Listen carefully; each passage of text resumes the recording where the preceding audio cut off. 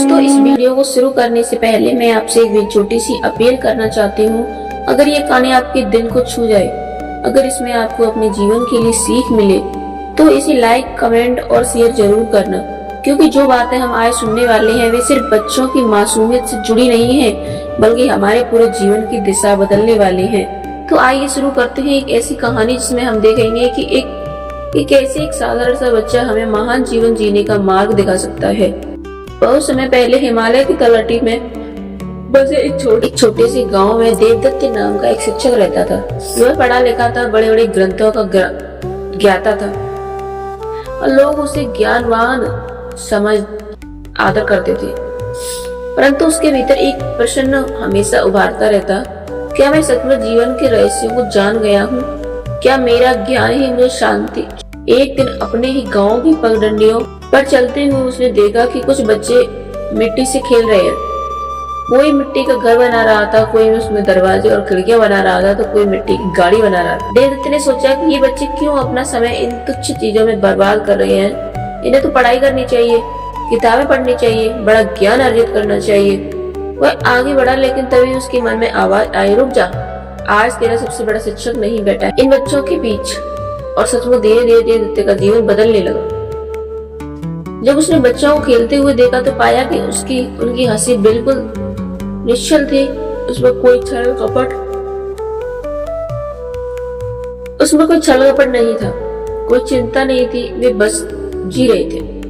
भगवान श्री कृष्ण कहते हैं, जिसके हृदय में मासूमियत बनी रहती है वही मुझ पर सबसे जल्दी पहुंचता है। देवदत्त ने समझा कि हम बड़े होकर हंसना भूल जाते हैं, हमारी हंसी भी निकलती है और औपचारिक हो जाती है, पर बच्चों से हमें सीखना चाहिए कि हंसी दिल से निकलनी चाहिए। एक छोटा सा देवदत्त के पास आकर बोला, गुरुजी, आसमान नीला क्यों है? देवदत्त ने हंसते हुए जवाब दिया, क्योंकि भगवान ने उसे ऐसा बनाया है। बच्चा फिर बोला, पर भगवान ने ऐसा क्यों बनाया है? देवदत्त चुप हो गया। उसने मासूमियत किया कि बच्चों के प्रश्न सरल होते हैं परंतु गहरे होते हैं, और यही जिज्ञासा जीवन में विकास की कुंजी है। भगवान श्री कृष्ण कहते हैं कि जिज्ञासा ही ज्ञान की जननी है। बच्चे बाप आपस में झगड़ते हैं, रोते हैं, पर अगले ही क्षण फिर से साथ खेलने लगते हैं। उनमें बुराइयां को पकड़कर बैठ जाने की प्रवृत्ति नहीं होती। देवदत्त ने सोचा, मैं तो वर्षों पुरानी बातों को भी दिल में दबा कर रखता हूँ। अगर ये बच्चे क्षण में क्षमा कर देते हैं, असली संतुलन तो यही है। एक दिन गांव के मेले में बच्चे आंखें मूंदकर झूले पर बैठ गए। उन्होंने झूला खींचने वाले पर पूरा भरोसा किया। देवदत्त ने सोचा, क्यों मैं भगवान पर इतना भरोसा नहीं कर सकता? मैं हमेशा शंका करता हूँ। भगवान श्री कृष्ण कहते हैं, जो बच्चा अपनी माँ की गोद में निश्चित होकर सो जाता है, वैसा भरोसा मेरे भक्त मुझ पर रखते हैं। वही उन्हें जीवन के हर डर से मुक्त करता है।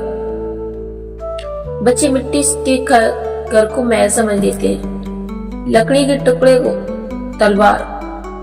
वे अपनी छोटी सी दुनिया में सपनों का साम्राज्य बना लेते हैं।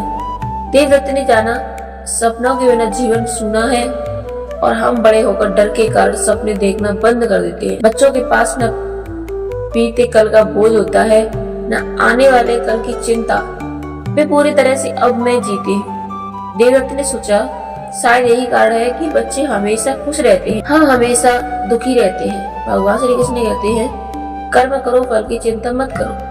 देवदत्त दिनों दिन बच्चों के बीच समय बिताने लगा, कभी उनके साथ खेलता, कभी उनकी बातें सुनता। धीरे धीरे उनका घमंड टूटने लगा कि वे किताबें और ज्ञान ही सर्वोच्च है।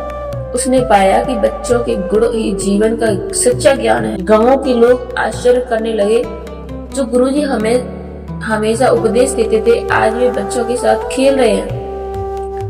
परंतु अब देवदत्त को जवाब देना ही पड़ा। उनकी आंखों की शांति और मुस्कान ही सब कुछ कह देती है।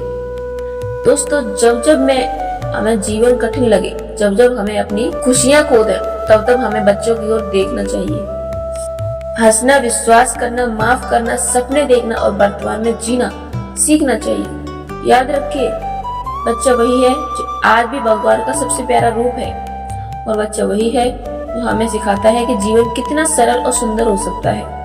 भगवान श्री कृष्ण कहते हैं, जिसने बालक समान सरलता को अपनाया उसने ही भक्ति का मार्ग पा लिया। तो दोस्तों, अगर ये कहानी आपके दिल को छू गई हो तो इसे लाइक, कमेंट और शेयर जरूर करें, ताकि हर इंसान समझ सके कि हमें अपने बच्चों को सिर्फ पढ़ाना ही नहीं बल्कि उन्हें सिखाना भी